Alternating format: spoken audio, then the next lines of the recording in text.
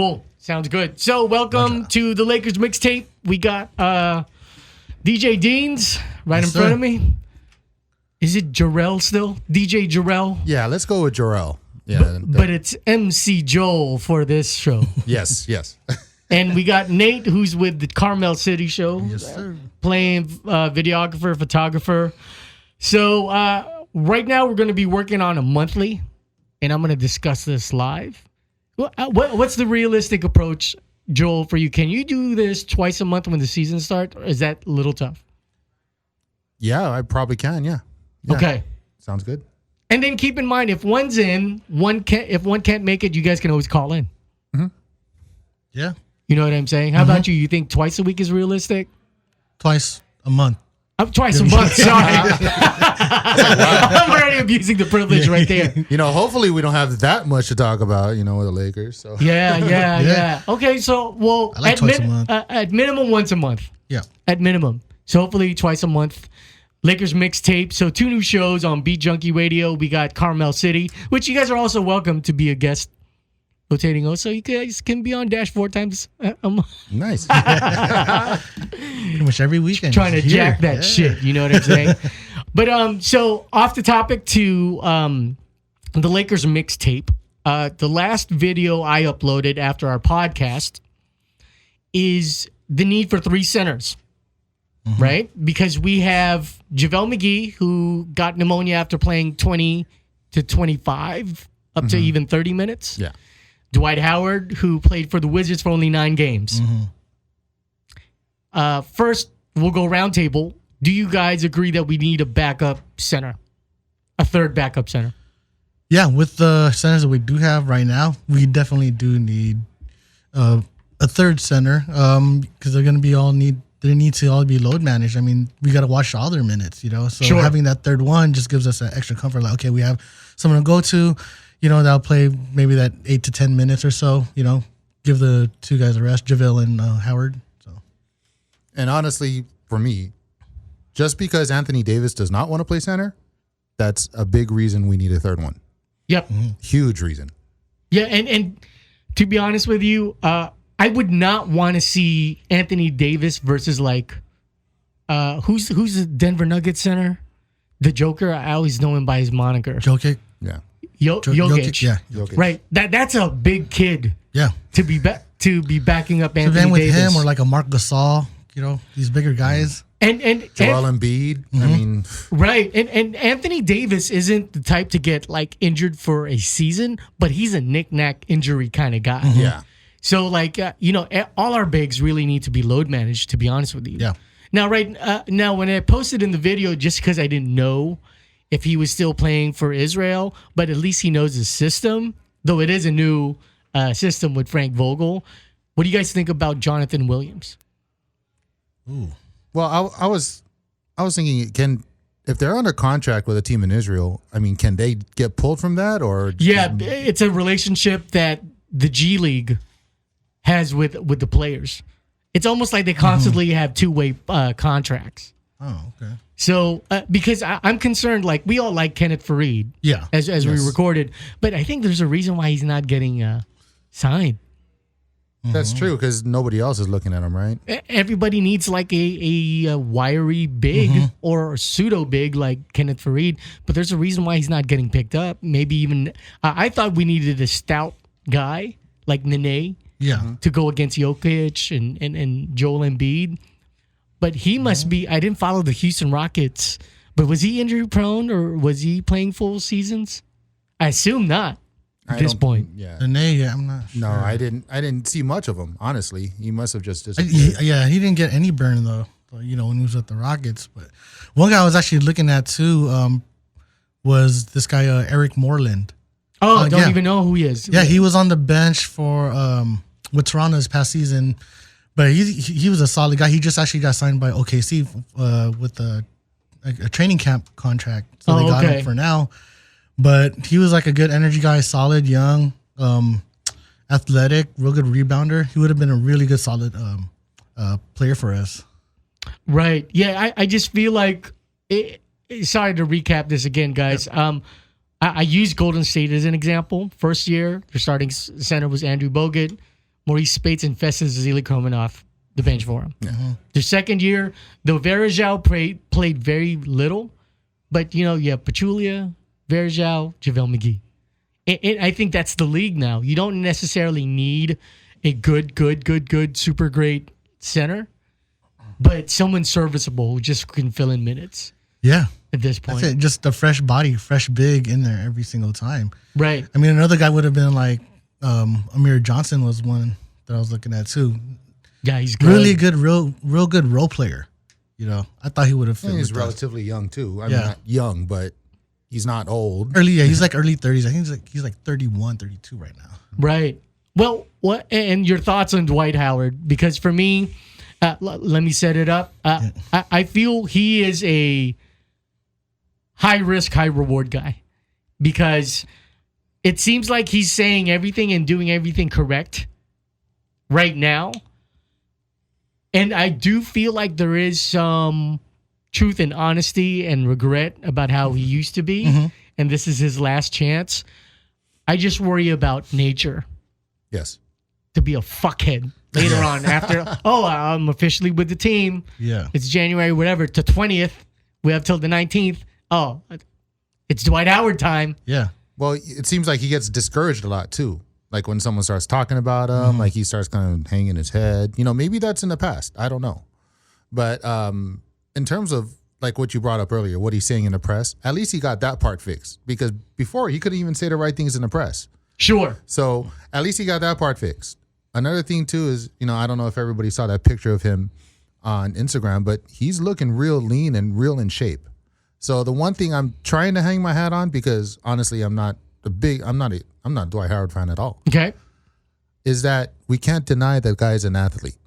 He is a specimen. So, and if he took care of his back issues and his injury issues, he can do something for the Lakers. And I'm hoping for that. I mean, I'm not a big Rondo fan, but I hope he does well for the Lakers too. So, You got any thoughts on Dwight? Do you know? Yeah, I'm worried about like mid-season how he's gonna be. If like say we go on that win streak, or we're doing really well, is that old Dwight Howard gonna come back? Like, well, I'm really helping out this team out, and I am. It's like he goes into like superstar mode, his old mode. That's all I'm worried about. Pass me the ball. Yeah. Yes. Like I need the ball. touches. I need more touches now. Like we're winning. I'm helping you guys win. I think I deserve the ball more now. I need more touches now. Yeah, because I was watching like old videos before we recorded where you see like Steve Nash going like doing the double hand. Like, what are you doing? We're doing a pick and roll here. Why can't you just do the pick and roll? Yeah. And honestly, I feel a lot of Laker fans gave too much shit for Dwight Howard only because I have jiu-jitsu injuries and especially with my neck. So I'm a little more empathetic towards him as far as for his physical effort, but his mental effort wasn't there. yeah. Yeah. I think Laker fans were a little too hard, especially I think he also had a shoulder injury and a back injury. So it's just like, he's throwing down enough. We were like his third choice to be traded to. I think Brooklyn was one of the teams. Yeah. And I forgot the second team, but we were like his third choice. Yeah. So I like Dwight now. I'm hopeful. I wasn't hopeful when I saw him shooting threes and perimeter shots, like on his first few like IG posts of him shooting. I was like, but people can practice, right? And he's wearing Kobe's. Exactly. And I think a couple of months ago he started apologizing when he was on the jump, like Kobe, I apologize. So and he had a good response to what Shaq said about him. So he said, "Well, what he's saying is not relevant to what I'm trying to accomplish," and that's a good, concise response. So, that's a great point because, and then I think Shaq backed off from him. Yes, and then he gave him a kind of like a pseudo compliment / advice. Yeah, I think Shaq is so fucking petty though sometimes, and I'm a Shaq guy. Honestly, I mean, Shaq to me seems like the homie who is the shit talker. So I believe that all these players, they're all homies. It's like a big pickup game to them, and they all talk crap to each other, whether it's over social media or they call up each other and say, "You suck," I don't like you or whatever, But it's just all talking crap. But in the end, they're probably all friends, That's true. Mm-hmm. Yeah. I just feel that Shaq, and again, during the time when we lost in 04 to the Pistons, if it was, are you Team Kobe or Team Shaq? I'm Team Shaq. So I'm a Shaq guy. But I just feel like at this point, it's like, dude, you shouldn't even throw any pot shots like that. You know what I mean? It's a little too late for that. Well, I've come to accept his pettiness ever since they were in training camp in Hawaii, and he's shouting to Jerry Buss, pay me my money while he's playing. Yeah. That was petty. So Yeah.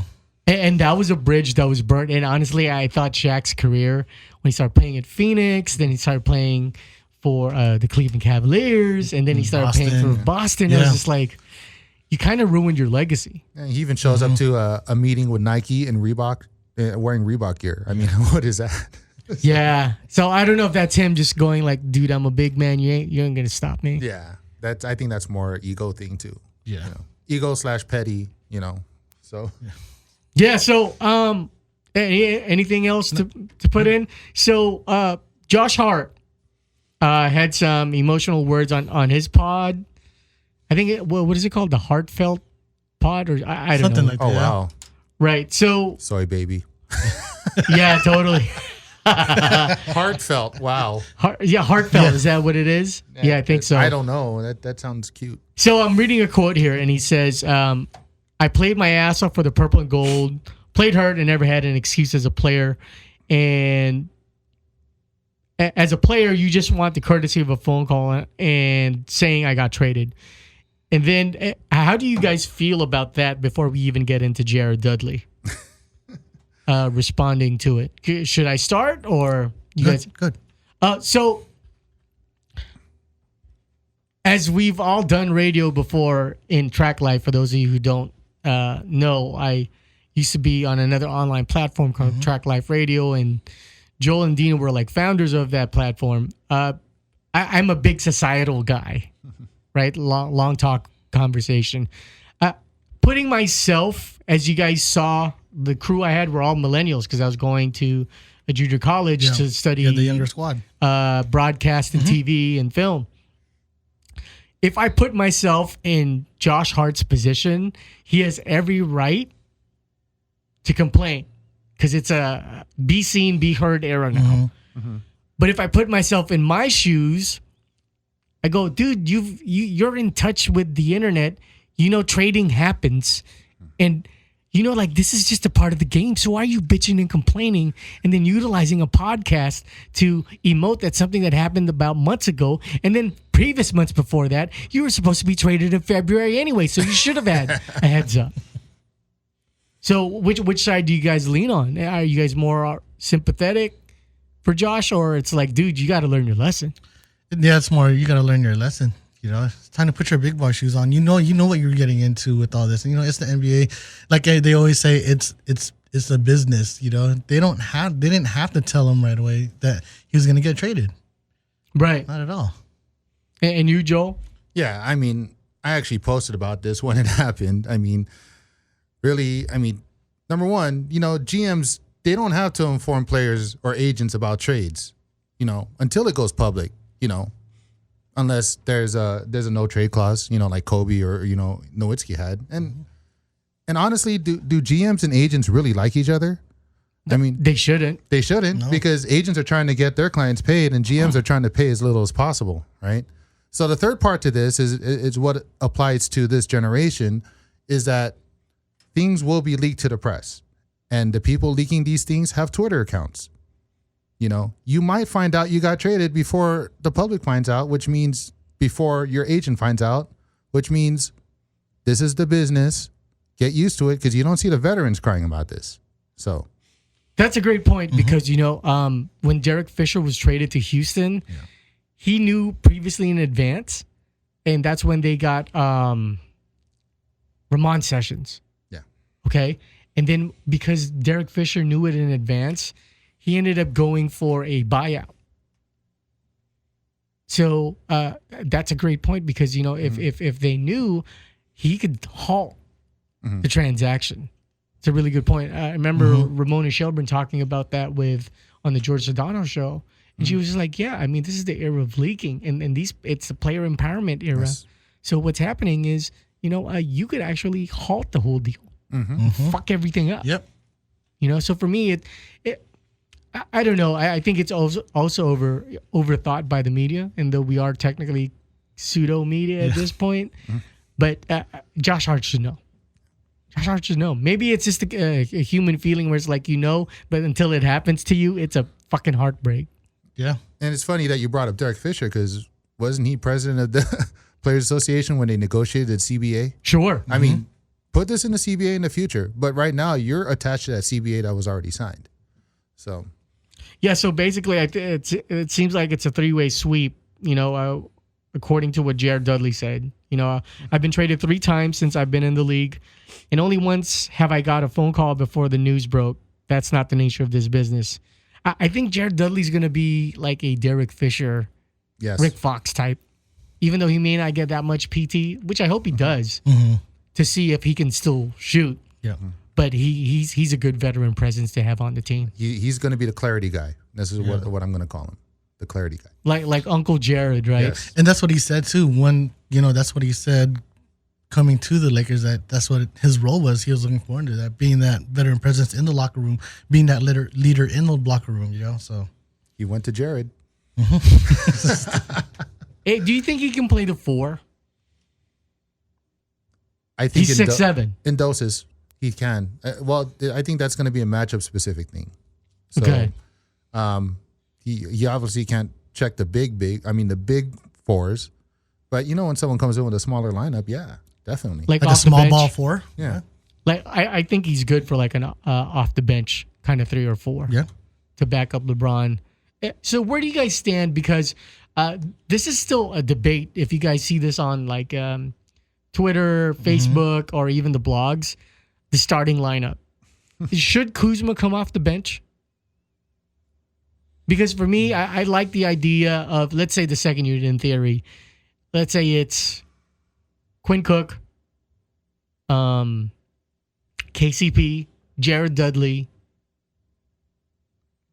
I guess, you would put Kuzma at the 4. Avery Bradley. And then I guess JaVale McGee. I'm always just assuming Dwight Howard's going to start, but JaVale McGee. But would you rather have Kuz coming off the bench, or would you have him start, and what's your lineup? I'd rather see him come off the bench. I feel like if he's in the starting lineup, he just get lost in it, just because LeBron and AD's there, and they both are going to need the ball a lot too. So I don't think with Kuz being in that starting lineup, I don't think it would work. Scoring off the bench would be really nice. Yeah. Kind of like a Lou Williams thing, but not in that extreme. The guy can score. There's no doubt that Kuzma can score. So I'd like to see him off the bench. Especially at the 4? At the 4. Because I want to see Dwight Howard off the bench too. I mean, you're looking at if they go 9 deep, so the 4 off the bench would be what? See, everybody's talking about having Rondo start. But I'd rather see Caruso or Cook start. I don't agree with that, by the way. I'm anti-Rondo. So, yeah. As of right now, with who we have, I mean, as far as, starting point guard, I stick with my guy, AC Fresh. I want to see him starting. He's the 4th point guard for me. Really? Behind? Avery Bradley, Quinn Cook, AC Fresh. I see Avery Bradley coming off as the 2.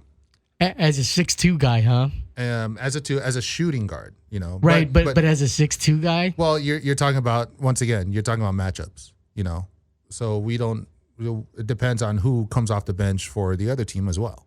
So. The only thing sometimes I'm adverse to matchups is I'd rather you let them play against your system and style. Yeah. But so we cut you off. Yeah. So who's your 9-man rotation? Who's your starting 5 and your 4 rotational players? Okay, so I know you brought up Rondo. I wouldn't mind having him in the beginning. Veteran presence, Let's get Quinn Cook and Caruso going because they're so young, right? But later on in the year, I think eventually Rondo might, find a bench, and he'd be a great leader for that second unit. So let's go ahead. I would say, Quinn Cook or Alex Caruso in the later starting 5. But to start off the year, let's put Rondo in the front. Let's put Rondo on at the 1. Danny Green would play the 2. LeBron, Anthony Davis, and I would Either say, center. Yeah, and either center. So And your rotational 4. rotational 4. So the other center would be part of that. Kuzma, obviously. KCP, assuming he can play defense.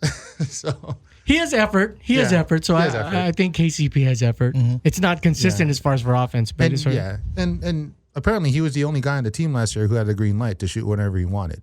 I mean, that's how much they believe in his shooting. So they know a little bit more about basketball than I do. So, I guess I'll have to believe in his shooting. So you have the backup center, Kuzma, KCP, Yeah. the fourth one. After that, it's up in the air because, Caruso's there, Jared Dudley's there, Avery Bradley's there. Quinn Cook is there. That's a lot. I'd have to see how they play starting out first because I don't know enough about how they're going to fit into Vogel's system because that's the other thing we're talking about. This is a new coach. We don't know how he's going to have these players work together.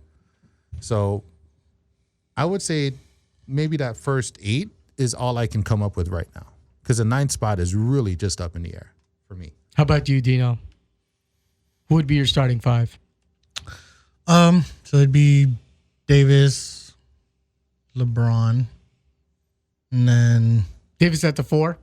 Davis at the 4? Power forward yeah, position? Davis at the 4. And then, I'll probably be, I see JaVale playing the 5. Sure. And then I still like AC Fresh at that 1. And then Danny Green at the 2. Yeah. And do you come up with a 8-man rotation, a 9-man, or a 10-man? For me, it's a 10-man. So 10-man right now. No, I'm stuck at 8. okay, I'm stuck at who's 8. your other 3? So then Howard, Kuz, and then Bradley. Okay. See, for me, I feel like Anthony Davis is going to be so resistant to playing the 5. Yeah. Like he's only going to play against the 5 if it's the second unit 5 and the 5 is like small. Like if it's against Zubats, right? Like he'll for sure play that. Yeah. Like if Embiid isn't playing and then let's say it's Al Horford who's playing the 5, he's down to do that. But when it comes to even someone like Hassan Whiteside, I feel like he's going to mouse and Meek on someone of that stature. Which I'm not saying I'm down on AD. I just don't like the attitude where it's like, no, I don't want to play a 5 against that. But like I said, you can't have him. I saw LeBron play defense against Jokic last year. And LeBron held his own, dude, really well. Yeah. Like Jokic tried to back him up. It's like Magic. Magic could guard all 5 on the court too. I believe LeBron is one of the few players who can too. Yeah. And LeBron is still strong, dude. Yeah, man. He's one big muscle. Right. So for me, it's still a 10-man rotation. I know come playoff time, the best thing is to have an 8-man rotation. But come playoff time, I think at minimum is going to be 9 because I feel like JaVale and Howard are always going to be playing. Yeah. So you got 2 centers. Yeah. Then you have Anthony Davis and Kuzma. So that's your power forward. So already at 4. Then it's LeBron and Jared Dudley. I think it's going to be Danny Green and KCP. And then the 1 spot is where I feel like that's going to be a hodgepodge. You know what? Go ahead and try and get yours because we don't know if it's Quinn Cook. We still have Troy Daniels. We still have Avery Bradley. We still have Rajon Rondo, who we like because he's a veteran. And then there's AC Fresh. So for me, I feel like it's the 1 spot that's going to be a hard decision for the coaching staff. Yeah. Because personally, if it goes according to effort and what they could do, it might be Alex Caruso and Avery Bradley because Avery Bradley's going to hound someone. Yeah. And if he returns to his 3-point shooting a couple of years ago, he should be a clear favorite because LeBron's not going to be playing any defense. Yep. And Alex Caruso, though I feel like he's a little bit more turnover prone, but when he got playing time, he reduced his turnovers. He gave us good energy. And that he's athletic. Yes. And he's decent with the 3. He shoots about like 36%. Yeah. So I don't know. I hope I'm not being Alex Caruso as the god because like in the same spirit with like Ronny Turiaf. Because I just have really high hopes for the dude. Do you guys think I'm being excited or overzealous about that? For me, no. Well, I'm so high up on Caruso, so. Oh, so you're in the same boat Yeah, I'm with on me. the same boat as you, yeah. What do you think, Jarrell? DJ Jarrell, Joel? Yes. I think he's a great addition to the Lakers. I'm not as sold as you guys, but I do believe his ceiling is really high. So if he gets there, which of course I'm hoping for, right? Because he's a Laker. Then I'm going to be over the moon about it. Kind of like Dwight Howard. The ceiling's there. Let's see if he reaches it. So speaking of Alex, he's been posting on Instagram, and he's looking swollen. Yeah, it looks like this guy's been doing work. But before we even talk about him being tested, is the second photo of him looking swole? I couldn't find if that was photoshopped or not. I couldn't determine. But do you think was that actually him looking that swole? Because they were talking about it on 710 ESPN. They couldn't determine if that was actually a fan who photoshopped a body like that into his frame, or if that was actually him. What are your thoughts? Is that actually him? Man, looking at it right now, it looks like him, but for this whole shot, that's a really good job. People are good at Photoshop. Yeah. I'm just saying.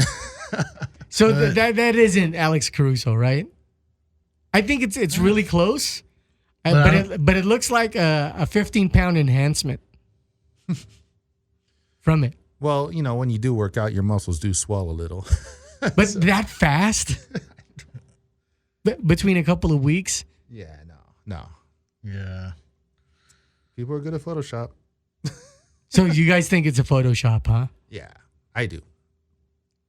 But it's interesting. So if it is a Photoshop and then someone gets like USADA for MMA to go test you the following week, is it to a certain extent, isn't that like being prejudiced towards the athlete?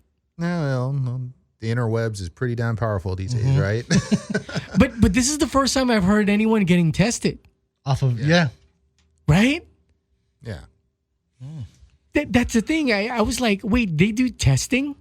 I mean, granted, in basketball, you don't really need much steroids because it's a cardio-centric based sport, unless if you're like a center. But like a lot of the centers aren't shaped like Dwight Howard. Yeah. Look at Joel Embiid. He has an athletic body, but it's not like he's ripped. Yeah. Marc Gasol looks like he likes to eat. Yeah. So does Jokic. Dad bod, Totally. So I don't know. I felt like that was a little bit like, and being conspiracy theorist Lakers guy, I think everyone has it against us. Because even listening to Bill Simmons on his podcast, he's like, "Oh yeah, this Lakers thing, it's gonna implode." Well, he's a classic Laker hater, so Right, total Boston's Yeah, Celtic guy. they're still all bitter from the whole, the whole time that Shaq and Kobe and that whole period of time. I think they're just still bitter over that. And he's still sour about Kyrie Irving. Yeah. yeah. And then the Paul Pierce poop game. Yeah. Oh, that's right, because he admitted that he wanted to shit in his pants. But even that, I don't know if that's even true, because it's like he looked like such a bitch. Yeah. All spread out. Maybe he just used it as an excuse, because that's not a I'm about to shit face. Yeah. That's like I'm in deep pain, but I can't handle being a man face. And honestly, if I'm gonna poop in my pants, I'm not using a wheelchair. I'm gonna walk off the court and clench my butt cheeks. Right. So, yeah. And that's something you can actually just go like, dude, I'm gonna run. Yep. You know, hey coach, get me out of here. I had to go. I'll be back. But why play That's an it. injury? Yeah. You know what I mean? So yeah, and I don't know. I think just a lot of people have it out for the Lakers just because.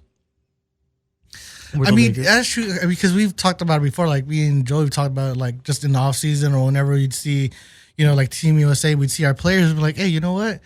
Like there was one time we were like, oh, have you seen Dwayne Wade after that shoulder injury? We're like, oh, he bulked up. Yeah. He's big.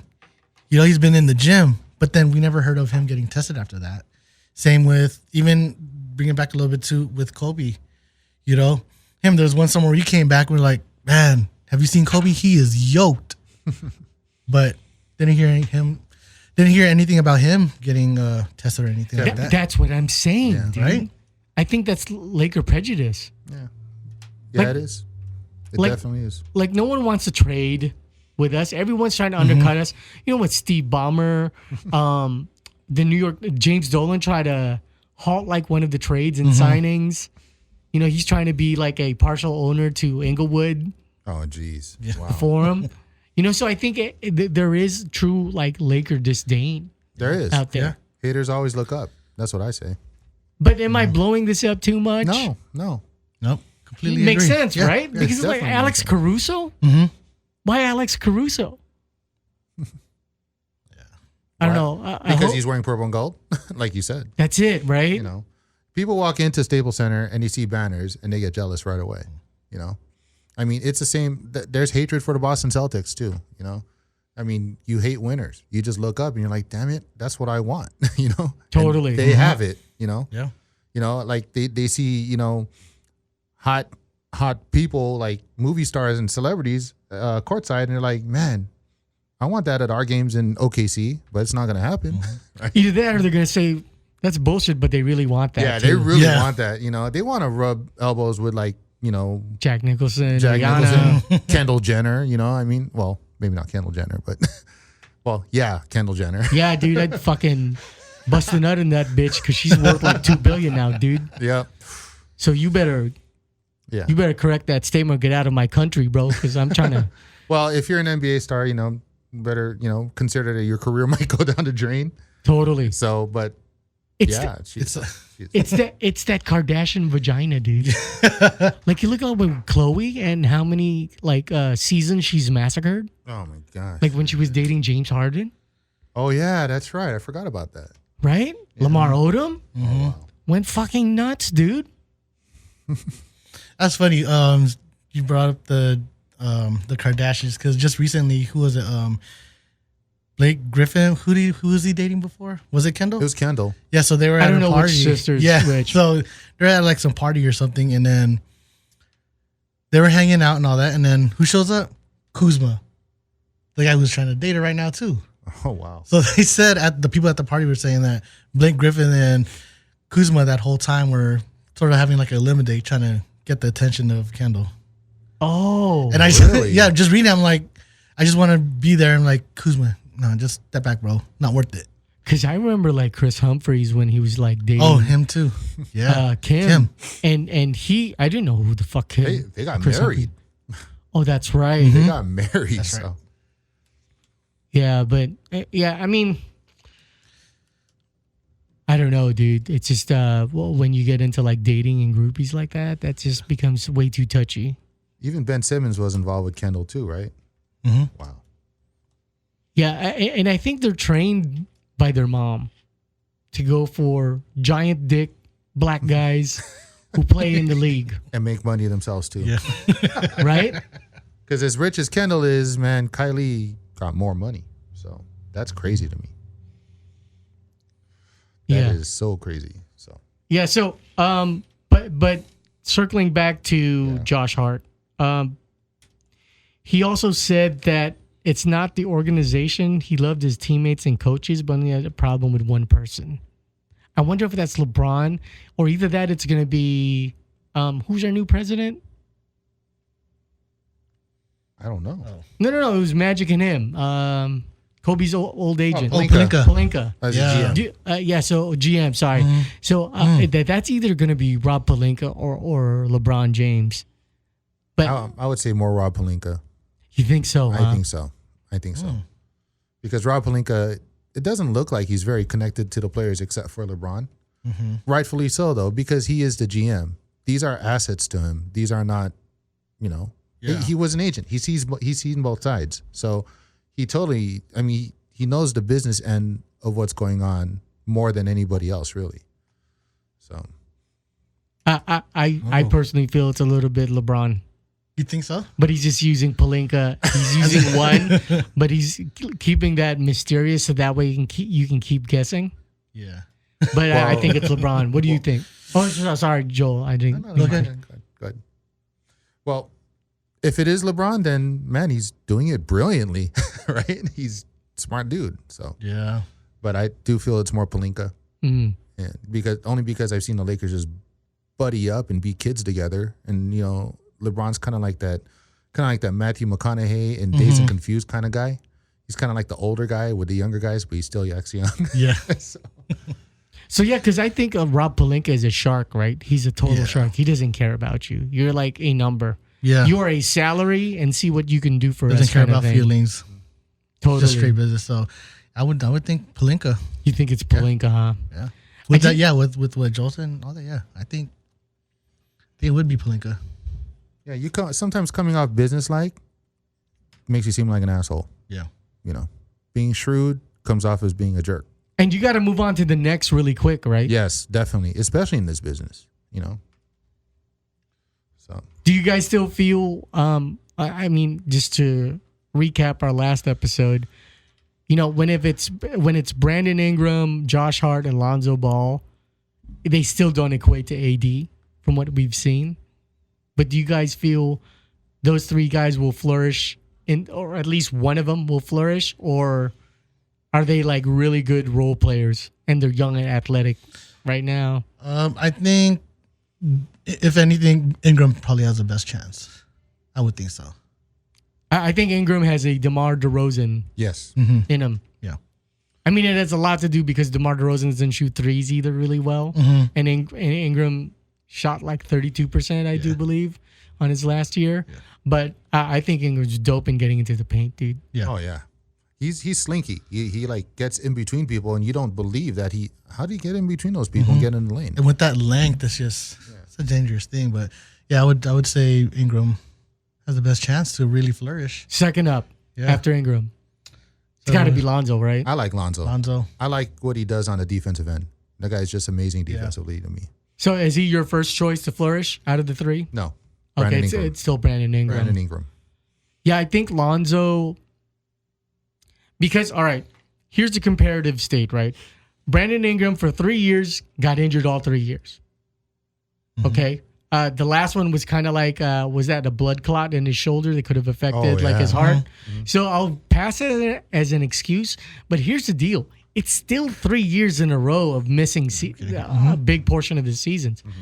With Lonzo Ball, he's been injured both seasons. So I don't know if that's an adjustment because the game is too fast and there's no hand checking. I just honestly feel this type of play is not good because there wouldn't be any AC Greens or Kevin Willis or Karl Malones as far as for playing like with longevity for this non-hand check era. Well, you got to think about it this way too, because of technology out there. People are going to find more things wrong with themselves, but at the same time, now we're in an era where players want to take care of themselves more, as opposed to sacrificing for the team.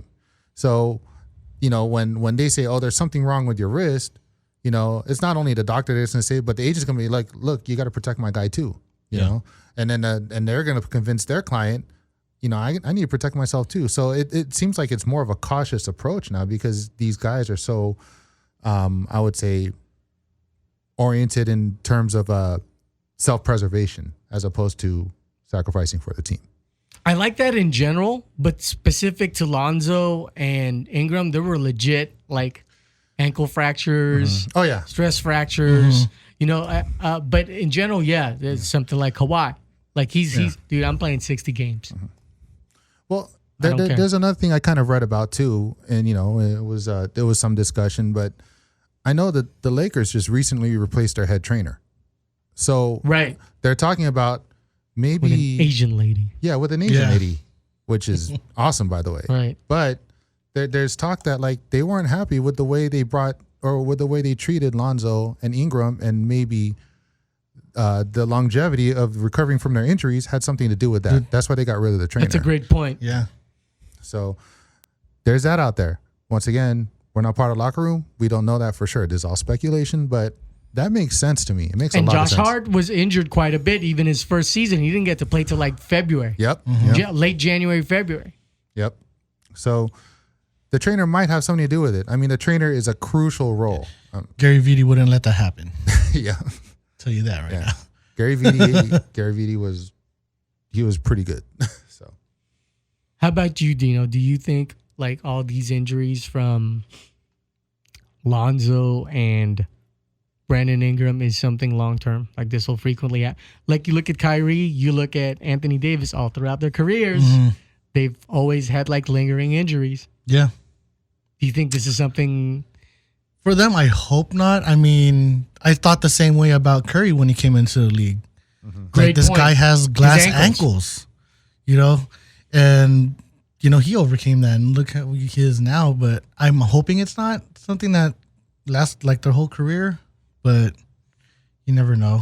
I think it's a road to adjustment. Yes. I'm going to hop off Dino's brilliant point. Yes. Like with Steph Curry, he looked like he was just going to be injury prone. And this kid is not for the league. You're way too skinny. Those first couple of years, like glass ankles. That's all that's all I saw in that guy. Yeah, because I think it's going to take like 4 or 5 years for the body to adjust. You know? Yeah. Unlike Randall, like he broke his leg the first game, like within the first 18 minutes. Man. Yeah. But he recovered quick. So his was more like a freak accident, right? It wasn't like adjustment to the league.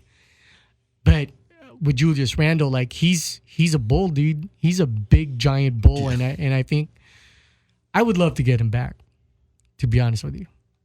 Randle was actually one of my favorite players, and he would be great on the Lakers right now. Because here's the thing. Out of D'Angelo Russell, Lonzo Ball, Brandon Ingram, I'm not going to put Josh Hart in there because he's too much of a role player, and Julius Randle. Who out of those four? So it would be Lonzo, D'Angelo, Brandon Ingram, Randle. Randle, and then Russell. Would be your two. Yeah. I like I would say Ingram and then Randle. The only reason I wouldn't say Russell is because I think he's hit his peak. To be honest, I think what he did in Brooklyn was the best we're going to see. Especially now he's on Golden State and he's playing alongside the guy we were just talking about, Steph Curry. So we might not see. I mean that kind of swag. Oh, so wait, do you think D'Angelo is already peaked? That's the maximum, but he's going to get. I think that's get with him. I think in Brooklyn, because of his role in Brooklyn, that's what we're going to see. That's the most we can see from him. So he has to get into another situation where he's the man. You know, the guy who gets the ball, the guy who. But so he's going to Golden State. He's not going to be that guy because there's a guy named Steph Curry. There's a guy named Klay Thompson, and Draymond Green might even get the ball before him. So. See, for me, it's Randall first, even though it's because he has the highest utility. Yeah. And it's a small ball era, and you know his body can take it. Yeah. Like we've seen him go up against DeMarcus Cousins and handle his own. That's true. You know, we've seen him against Jokic. Jokic. I think. Jokic. Jokic. Jokic. Yeah. So yeah, like for me, it's Randall 1. And then it's a coin flip between Lonzo or D'Angelo. It's just, do you want defense and passing, or do you want like crazy shooting? Oh, I brought in Ingram into the thing, right? Yeah. Yeah. So between Lonzo and what did you just say? I'm sorry. D'Angelo and Lonzo. I like Lonzo. I think he's gonna fix his shot, and I like it. Like I said, I like how he plays defense. Yeah, I think Lonzo, like during the summer league games where he was a rookie. And he punched the ball midair to pass it. Yeah. That's something that someone knows the game. Yeah. That understands the game. I remember like when Gary Payton and Karl Malone were off this fast break during like the last 30 games. Kobe passed it to Gary Payton, and then Gary Payton did a volleyball like two-handed spike to Karl Malone. That's like one of those like, oh, I'm a few steps ahead of you. I'm way ahead of you. So that to me is like amazing about Lonzo Ball. Yeah, he has that touch as far as passing that you can't teach anybody. It's one of those touches that like Jason Kidd had, that Magic had, and Steve Nash. You know, just those little things and how they pass the ball, those little creases that they see in a defense where like, okay, I can toss it right here. You don't see it, but once they toss the ball, like, where's that going? And then all of a sudden, someone's cutting through, like, oh shit, it was going to him. Yeah, and also it's like his defense was underrated. Look how many block shots you could find on his highlight reels. Who, Lonzo? His rebounds, yeah. Oh yeah, he's a great defender. He has I guess like if you're looking at stats, his defensive efficiency rating was was up there. He was being considered for before he got injured. He was being considered for what is it, a defensive all defensive team? I think second team, not so much first. But to bring it back to Lonzo Ball. He reminds me of, like, I don't know if you guys ever played in Filipino basketball leagues. You know, the old uncle, the old uncle who is part of the other team, and like Dino said, he throws the ball down court. He's like, where is that ball going? And all of a sudden, his teammate magically appears right where the ball is, and he's wide open, and he takes an open shot. That's the kind of vision that Lonzo Ball has to me. He's like the old Filipino guy. Maybe it's like sage basketball, right? Yeah. Yeah. Mm-hmm. Like, he knows all the tricks my dad taught me when I was a kid, you know? So. See, there's times where I go, you know what? We won't get Kuz and Hart, but what would it be like to have Lonzo at the 1, D'Angelo at the 2, Julius Randle at the 4 or 5? To have those 3 again. But, you know, I mean, you lose Kuz and Josh Hart. Mm-hmm. Yeah, definitely. You know, because of the trade implications and who we got, right? But for me, I think you're spot on about D'Angelo Russell. He would be incredible if you put effort on defense. Yes. Mm-hmm. But you know what? This might be controversial, and you guys check me. He learned all that from Kobe. Yeah, he did. Those final 2 years, those first 2 years, he learned it from Kobe because Kobe wasn't playing any fucking defense. Yeah. And Kobe had like 7 for 24 shooting games. Tons of those. Didn't play, like, he would literally look at the player blow by him. Yeah. And then the last game, I think you could count like in your hands non-Kobe initiated first passes. Meaning like Byron Scott wanted to get the ball to Kobe. Once you hit past the half court, Kobe gets the ball. You know, for that last game. Yeah. I even think that's why LeBron was really, it seemed to me he was really pushing for a guy like Anthony Davis as opposed to a guy like PG, you know, Paul George or Kyrie, because I think he just wanted someone to funnel defense to. In the paint. So, you know, it's going to help him out. You know, he can't funnel anybody to Paul George. You know, he can't funnel anybody to Kyrie. I mean, what are they going to do with it? You know? But Anthony Davis, he's a power forward. He's there. He's a presence. And LeBron can say, oh, here, you take him because he's driving. Nate, could you also get like solos of Dino, Joel, and I so I can like feature you guys on Beat Junkie Radio? Nate, that's Nate. He's doing photography and videography for us right now. He's on Carmel City for our Beat Junkie Radio. And the one thing is, I've thought about this for a long time. I don't know if you guys would pull the trigger. It's kind of enticing, but I'll tell you my opinion next. What if Golden State said, hey, give us KCP and Danny Green. Here's D'Angelo. Kind of worth thinking over. Yeah, but once again, I wouldn't do it. Worth thinking over, I wouldn't do it because, like I said, D'Angelo looks like he has to be kind of like that Devin Booker dude. You know, he has to be the man there to really shine. He really does. He needs the ball. So I'm going to agree with you because I do agree, but I'm going to play devil's advocate after I hear what Dino has to say. Very enticing. Right? Yeah. Because you have another guy that can score. Yeah. You give him the ball and he can score, and you have LeBron and then you have AD. Now you got 2 options. But I agree with you. I'm playing devil's advocate here. Oh, man. I'd love that, but just thinking about the squad we have right now. Because we still have Avery Bradley. We still have Quinn Cook. We still have AC Fresh. That would give him, he's 6'5". That would give him backup 2 guard minutes. Yeah. So it would be D'Angelo and AC Fresh at the 2. And then you still have Rajon Rondo, Quinn Cook, and Avery Bradley.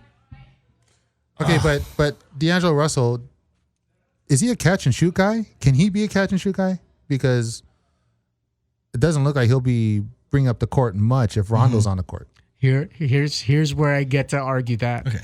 Me and Jason, former host, Yes. had a friendly competitive exchange on Laker Gang Facebook page. Okay. On the Laker Gang. No, Laker Camp, sorry. So the option was, and give me a couple of minutes to lay it all out. Yeah.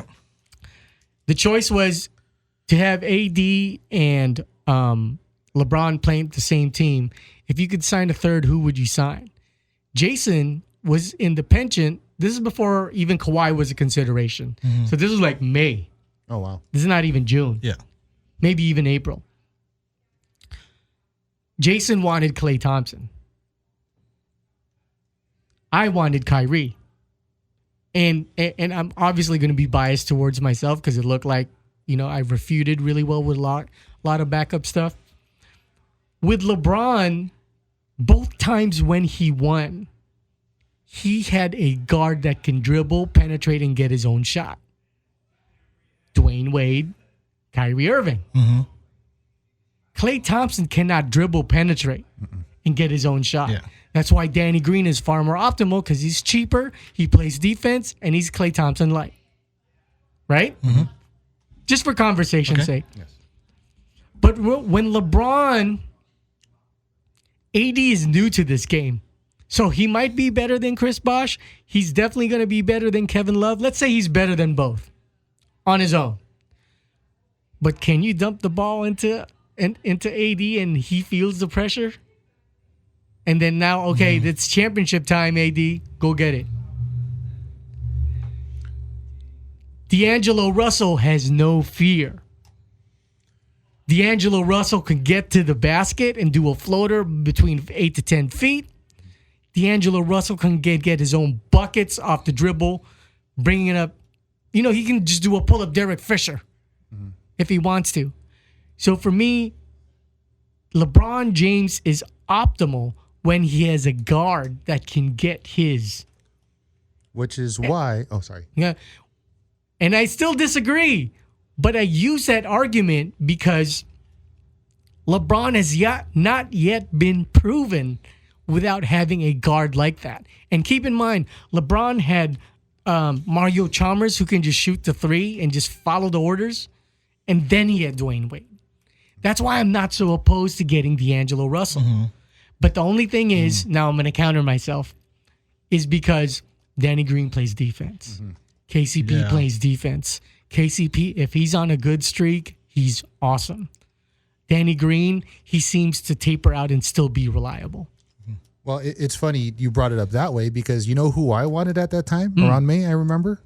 I wanted Russell Westbrook on the Lakers. Hard pass on that one. Yeah, you know what? I know he has his attitude problems. People don't like playing with him. Terrible three.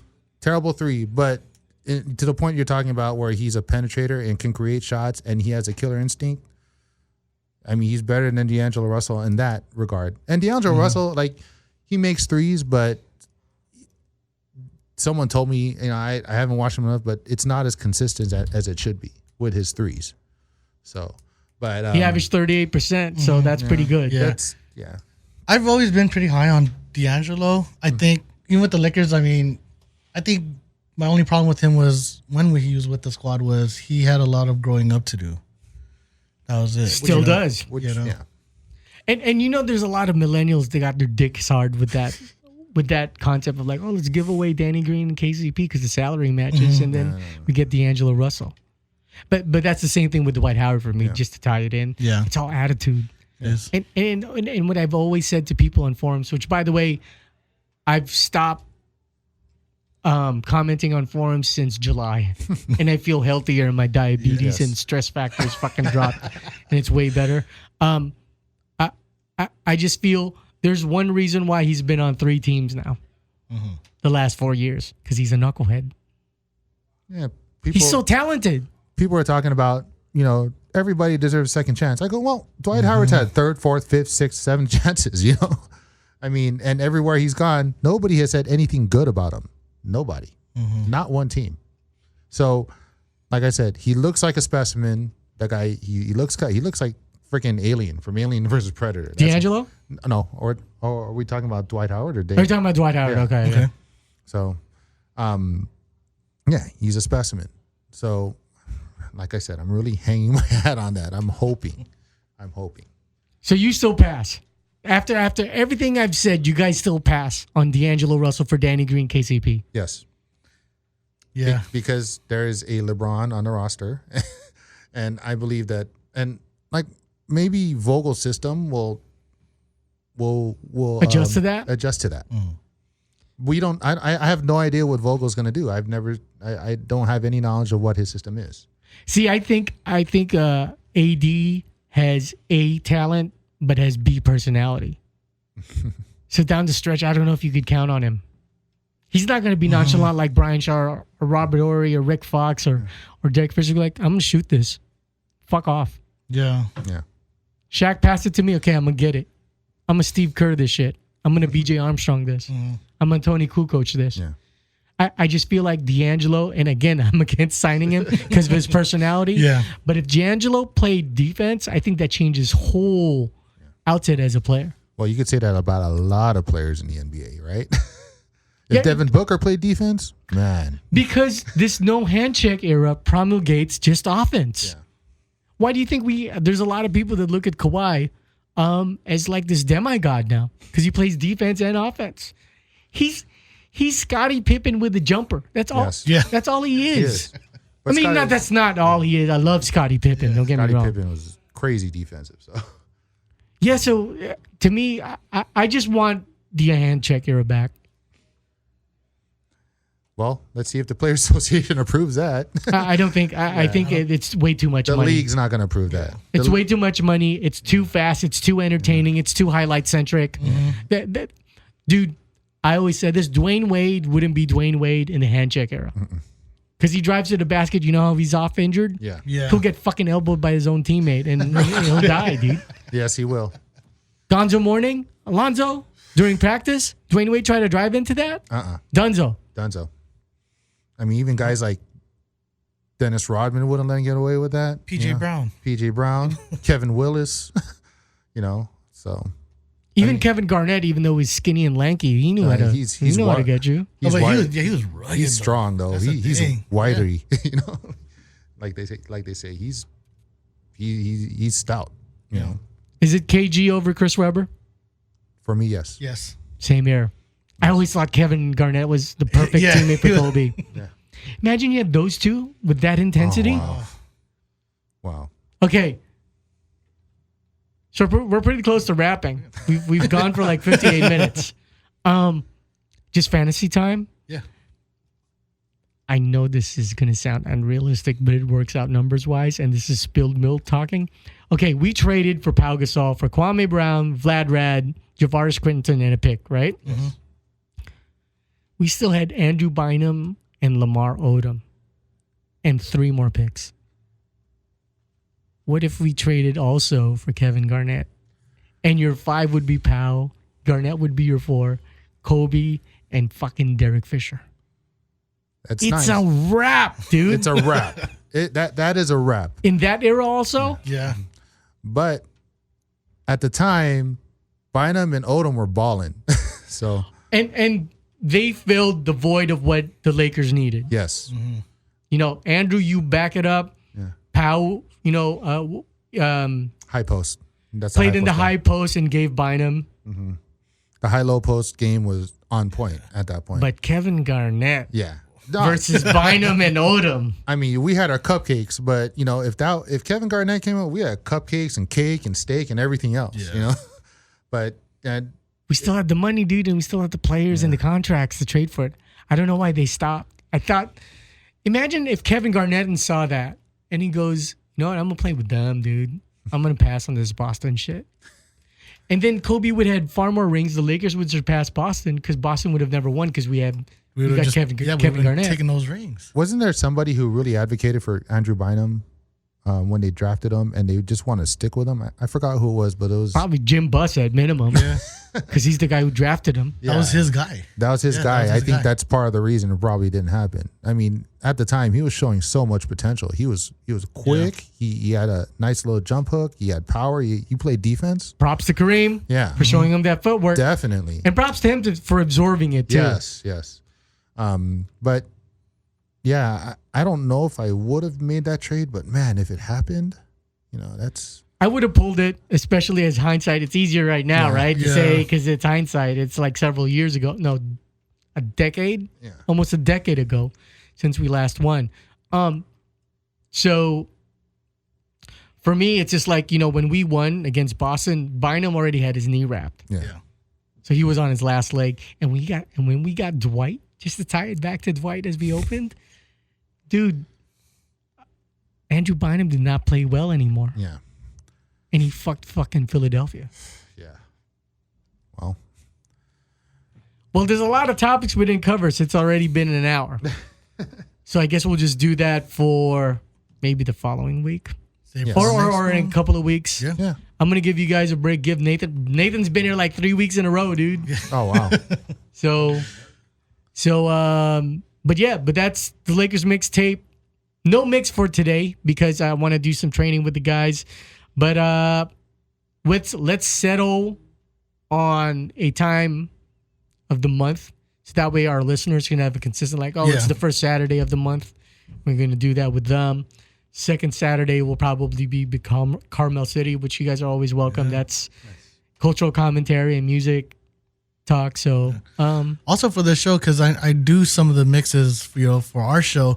Anyone listening, if you guys want to hear anything, any type of genres and all that, feel free to hit us up on the social media. Yeah, we'll get that in the mix for you guys. Yeah, so the social media, since this is part of the network for Plug 12, it's PLUGONE. Just go to Instagram. I mean, I'm on Facebook. We're on Twitter. We have our own website, but just go there and you guys drop your social media accounts. Yeah, so you can get me on Instagram at DJ_DEENS. And you can get me on Instagram and Twitter at DJ Jorel, and Facebook for all you older people, facebook.com/DJ Jorel. And then maybe we can have you put together a mix, Jorel, for October and November. Yeah, I'll definitely do that. I need to start recording my mixes. That's something I need to get into the habit of doing. I usually don't. So. And then we'll start incorporating music talk too, because I think it's an evergreen topic. But we'll talk about fucking Lonzo Ball talking about Nas versus Future. Oh my gosh, we got to bring that episode in. Yeah, millennials will millennial, right? Right, So anyways, that's the Lakers mixtape on Beat Junkie Radio. Thank you so much. Red Matic, you're the man. Thanks for giving me the freedom for putting together any type of shows. And this is the Beat Junkies, Beat Junkie Radio, powered by Dash. Thank you. Peace.